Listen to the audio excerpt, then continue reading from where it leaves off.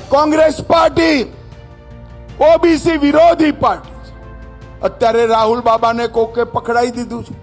OBC OBC OBC. અરે રાહુલ બાબા, તારી પાર્ટીનો તું ઇતિહાસ વાંચ ભાઈ.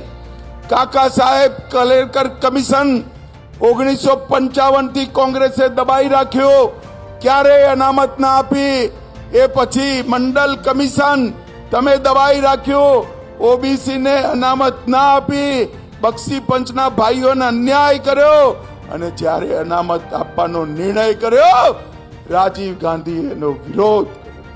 નરેન્દ્ર મોદી સાહેબે ઓબીસી કમિશન બનાવી બક્ષી પંચના સૌ ભાઈઓ બહેનોને સંવૈધાનિક માન્યતા આપવાનું કામ નરેન્દ્ર મોદી સાહેબે બક્ષી પંચના બધા જ મતદારો માટે, ભાઈઓ બહેનો માટે કેન્દ્રના બધા જ શૈક્ષણિક ઇન્સ્ટિટ્યૂટની અંદર રિઝર્વેશન અનામત આપવાનું કામ નરેન્દ્ર મોદીજીએ કર્યું.